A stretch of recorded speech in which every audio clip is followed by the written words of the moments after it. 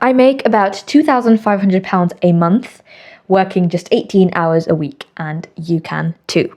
This is the same amount that I'm forecasted to make after tax, working my 9 to 5 graduate job in data analytics, which I only got by spending 4 years doing my degree. Think about that for a second. That's 40 hours versus 18 hours for the exact same amount. Now let's just jump straight into it. So all of my work and all of my earnings is from tutoring. Yes, it sounds super simple and boring, but if there's one thing that you should take away from this, it's that boring pays the bills. Boring and proven is what makes you money. Let's break my 3 streams down. So it's again all tutoring, but it's in this specific breakdown. I work for a company that delivers math circles in partnership with this foundation called Axiom Maths. And I am a math circle mentor. That's the role of my job. And I'm paid £45 per hour for this job. Now that's what the job description says, but actually you're paid for the 20 minutes of planning and like a 5-minute survey that you have to do for all the students every single session that you do. So really it's for 1 hour and 30 minutes, you're getting paid £45. But I don't really count the prep time because basically I have 5 to 7 hours of that a week. And if I prep once or twice, I'm sorted for all the entire week sessions. I don't really count that as contributing towards my hourly pay because it doesn't actually count. It's just a one-time thing that you have to do each week, if that makes sense. I'm going to talk more in detail about how I kind of broke into each of these job markets later on in the video, and I'm going to organize the video by sections and so on. But that's the first income stream. That's the most exciting one and the highest paid one. So I've put that first. Now my second income stream or tutoring stream, whatever you want to call it, are my private tuition clients. So these are students that I source myself. I have advertised and they found me, or it's word of mouth or whatever, because I've been doing this for many, many years now. Now for context and for reference, I have been tutoring for 7+ years now. I'm 23 and I started when I was in 6th form. So I started by just tutoring the GCSE students at my school. And then when I was in year 13, rather ambitiously, I was tutoring year 12 students. So the stuff that I had literally just done last year. That's how my tutoring career started off essentially. Very humble, but clearly it's paid off. So these hours, they range anywhere from between £20 to £30 an hour. And because they are my own private students, I obviously set my hours and my rates. And usually what I do is the younger children, I charge them closer to £20. And then the older children or A levels, I charge them close to £30, which are actually pretty good prices because here in the UK, tutoring does get quite expensive. I'd say for GCSE, I'm in the normal range, but for A levels, I'm kind of on the low range. And then I work 6 hours of my private tuition. Now this has cut down a lot because obviously students have already sat their GCSEs and A levels. So my students who are doing those exams have finished with me because it's a summer month. So actually I've cut down a lot. So from that, I've got 6 hours. And by the way, this is the amount that I'm making with the hours I'm specifying. If I was doing more hours like I was doing during busy GCSE period or just before that or the start of this year, I was making more. And then my third stream is I work at a centre on the weekends and they pay me £20 per hour and I work 7 hours with them. Again, it's a conservative estimate. I used to work more, but now it's summer. Now I've got things going on. So now I kind of take more time off and so on. But here, my boss is actually really, really flexible. So that's cool. So that is a total of 18 hours in a week that I'm working currently. And I just did the roundup. I'm making around 2.5k a month. Now this is a rough estimate because some months I'm making more and some months I'm making less at the minute, like in the summer months. But as I said, when it was peak exam season and just, during the main months of the academic year, of the school year, I was actually making probably closer to 3k or 3.5k. But I was obviously working more hours. But this is just an estimate and an idea that you can get from just working under 20 hours a week. You can actually make a full-time salary if you know where to look and how to look for it.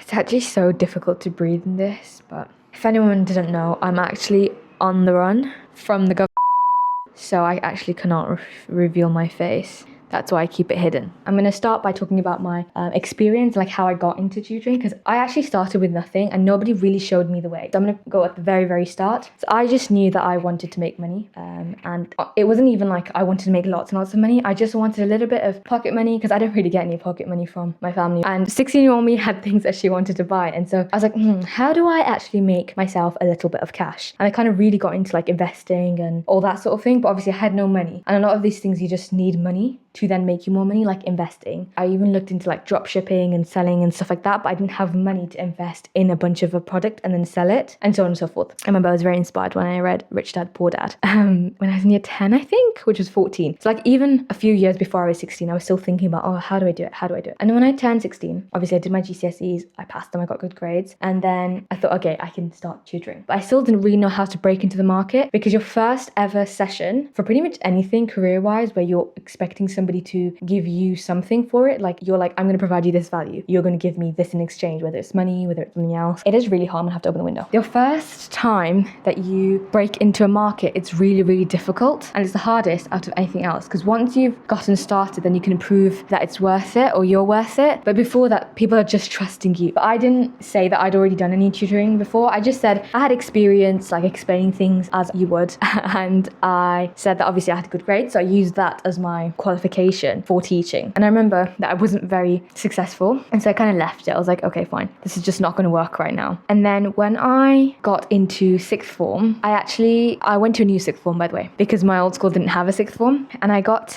wind of this function where on our school emails you could email like the year groups or the whole school, or like certain groups of people with my school email. And obviously I have always been a bit of an opportunist and so I emailed the entire school about these tutoring facilities that I was doing. I sent one email out for the fact that I was doing this tutoring thing, and then one hiring other tutors, because I wasn't doing all the subjects, I was just doing math. And so I was like, does anybody want to work with me and do science tuition and English tuition? I remember I had this whole hiring process. It was crazy. I actually completely forgot I did that. But from there, which is literally the exact illustration of if you don't ask, you don't get, I got my first students. So I was saying that I would tutor GCSE students, which obviously I had the qualifications for. And then I said I got an A predicted and an A my final exam for my AS levels, which is the first year of A levels. And I said I would tutor year 12 students for very cheap, like £7 an hour, which to be fair is kind of like minimum wage. I think it was more than minimum wage when I was 16. And I started it off like that. That's literally how I started off my entire tutoring business company thing. So I found a student, I charged her £12.50 for GCSE. And I just remember pitching myself to her mum was so scary and so difficult. But I did it, and she studied with me for a few months, I think. And I think they were moving or something like that. I don't remember what it was, but I stopped doing it with her. But it was £12.50 an hour. And once you start charging and you know that, okay, people are actually happy to pay this amount, you realize, oh, okay, like it's not shocking that I would ask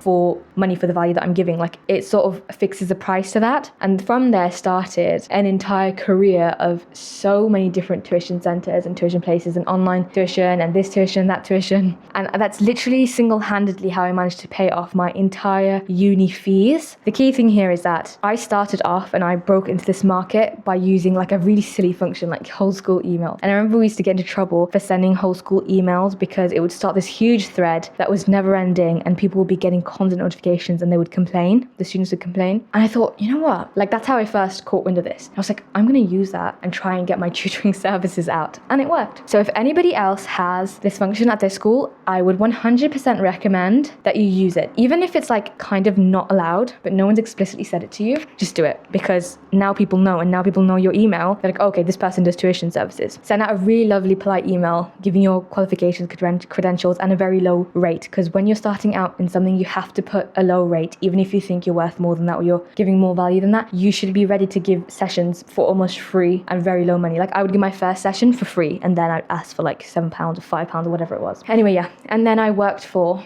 loads and loads of other companies where again I was getting paid quite little for many, many years, and it's only now, like almost 8 years in, that I'm able to make £45 an hour, and then after that £60 an hour, and so on and so forth. So my advice is just do it. Literally just go for it. You have genuinely nothing to lose. If you're finding this video helpful so far, please subscribe to me. It really, really supports the channel and me, and allows me to make more videos just like this for you. Now how I got into becoming a Math Circle mentor, which is my highest paid role at the minute, per hour. I'm talking hourly. So essentially, once I'd graduated uni, I got this interesting email in my inbox. And it's kind of crazy how this job came to me, because it was through that email. And it said £45 per hour role as a math something. And I thought, wait, I do math. Like, let me take a look.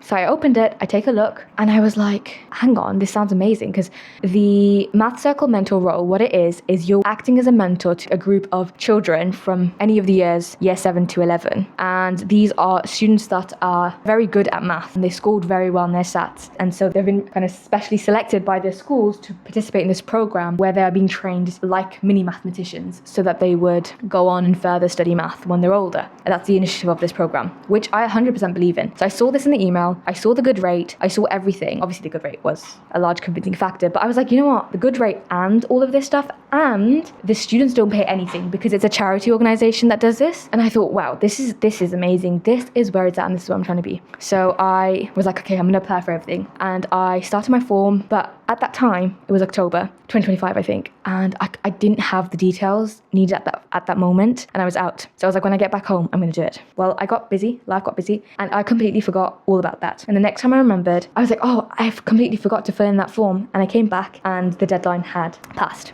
And I was like, oh man, I've literally missed the job. But then I thought to myself, you know what? It came to me through a very weird means. Like, it was just an email. I think I must have subscribed to something, or I don't know, but it came straight to my inbox. And I was like, I should just check this out regardless, because I can just send a cold email, and you know, if I don't get a response, there's nothing that I lose. So I emailed them and I said, hey, I actually wanted to apply for this, but I'm seeing that the deadline has passed. Is there room for my application? And I said, and I just filled in the form and I sent it through. The form was still open, but the deadline obviously had passed. And the next day I got an email saying, hey, saw your lovely polite email. Yeah, sure, we've had a few dropouts, and you know, we're happy to interview you because we've taken a liking to your application. And the interview was basically that same day, and I did it. I was very stumped during the interview. I'll talk more about that in a second, but I was very stumped during the interview, but I somehow managed to pass the interview because I was exhibiting these 3 A's that they were looking for in the process, which is adventurous, accepting, and articulate. And that is what they teach the young mathematicians as well. So they don't want geniuses at math. They just want people who exhibit these 3 qualities, because that's more important, having that learning mindset and so on. They presented me with this game, and I kind of had to solve this game,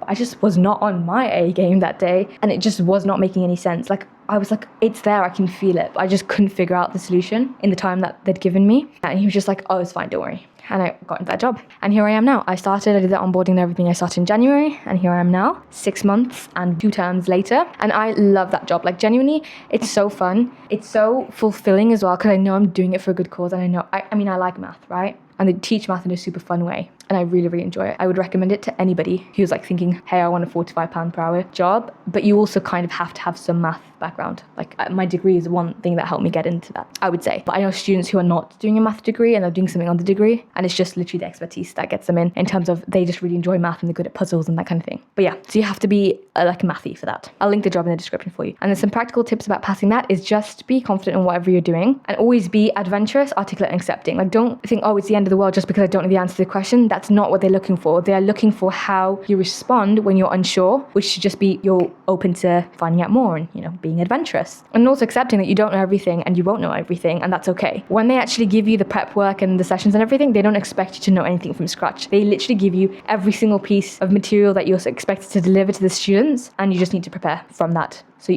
there's never a situation in the sessions where you're just like, I don't know what I'm doing. Even the content's slightly advanced. And then also the in-person sessions, there's something called a head tutor, which I'm hoping to upgrade to soon. You get paid £60 per hour for some extra responsibilities. So it's basically the same thing. You have a few more responsibilities and you're paid £60 an hour to do that job. But it's the same concept. But like, had I not tutored for so long and really worked on that tutoring nerve of mine, I would never have been able to land this job, which is why I always say, like, whatever it is that you think you're doing, whether it's boring, easy, simple, straightforward, really, really hone in on it, but don't just do that. A jack of all trades is a master of none, but still always better than a master of one. Like, the only thing that I do is not tutoring. Like, I've got a day job as a data analyst and so on. Like, you want to have these different things, and I'm trying out YouTube and figuring out these other things for my income streams and so on, so that I can pick up more skills, because you don't want to be so specialized in one that you have zero idea what's going on in anything else. Now, my second thing is private clients. So my private clients really pretty much started from that very first day when I sent out the emails. So I got a couple of students from there, and then those students, kind of like their sisters and their siblings and people that they know, they referred them to me. And the amazing thing with tuition is that you just need to break it into the market, and then you need to provide your value, and you will always be recommended by everybody else. Like, if you manage to improve someone's grades, you will be recommended to other people regardless. And then I always put ads up and stuff. Like, I literally put ads up up in my house window that says like 11 plus math, like literally over there right now. I'm not gonna show you because I don't want to dox myself, but it says 11 plus math tuition. It doesn't say 11 plus math tuition, it says 11 plus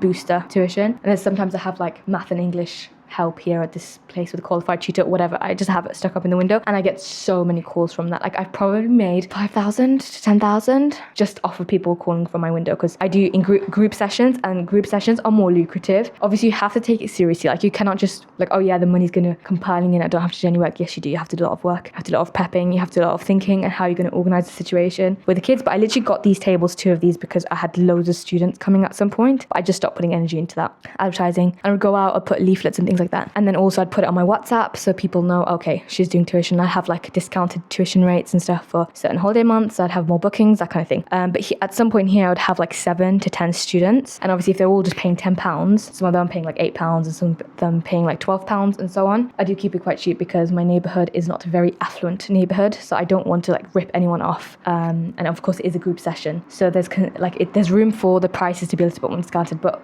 I was making like £50 to £100 an hour just from the group sessions. Again, I'm not saying that it's just like a quick money scheme. You do need to put a lot of effort into these kids, and you obviously need to know what you're doing as well in terms of your teaching. So I think what's really important about the private tuition is your branding. So have a specific brand. Like for example, if this Teddy was my tuition brand, it'd be like Teddy's tuition, you know, and then have like Teddy's everywhere, whatever it was. And you just need to be consistent with your branding so it becomes recognizable. And you need to just get a few good students on and just ask them, like, do you know anybody else that would like tuition? If you bring them, I'll give you discounted rates, so on and so forth, like that. You know what? Now that I've said that, I do need to start it up again, because my original plan was that I wanted to start off an in-person tuition center. Then I changed my mind because I was like, I kind of want to do an online tuition center because there's just no overhead, you know, it's kind of great. Yeah, so definitely being an opportunist, advertising wherever you can, and being consistent in your branding is a really big one. And of course, bringing value to your actual clients so that they always come back and bring more people with them. And then you need to honestly like advertise yourself as much as possible. Like you can do physical like leafleting and putting ads up in the window, but nothing beats literally just telling people that you know that you are doing tutoring. Like I've gotten so many students just from saying, oh yeah, or like my mum says, oh yeah, Ria's got her whole tutoring as her job, she's always busy, and then my mum's friends and parents are like, oh really, I would love to send my daughter so she could kind of study with Ria. And I'd be like, cool,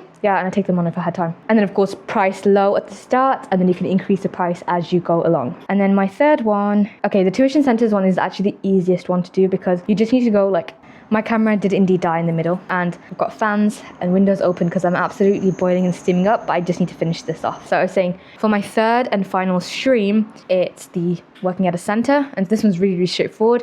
You literally just type into Google Maps or Google tuition centers near me. And my first ever tuition center was really nice because it was a 12-minute walk down my road, and I just walk there and walk back, and even my lunch breaks I just rush home and eat food at home and then rush back. So just search up tuition centers near me. If you can drive, great. If not, find that you can bus it to or walk it to. And then what you're going to do is you're going to collect all of their numbers, and you're going to call them, and you're going to say, I am a math tutor and I've got like 10 years of experience. I've worked at this center before, I've worked at that center before, and I have a proven record of kind of taking students from 7s to grade 9s. Is there a position open in your company for a maths tutor? And more often than not, there will be. However, don't expect to get paid very, very well at tuition centers, because they are trying to kind of make their profits as well. And so the real lucrative money comes from private tuition, where you just privately tutor students that you found and you source. Or you can take the alternative route and become a math circle mentor, where you're earning £45 to £60 an hour, and they allocate you loads of hours. And honestly, you have loads of cover hours as well that you could do. Like throughout the year, I was taking on sometimes in a week 10 hours, when my standard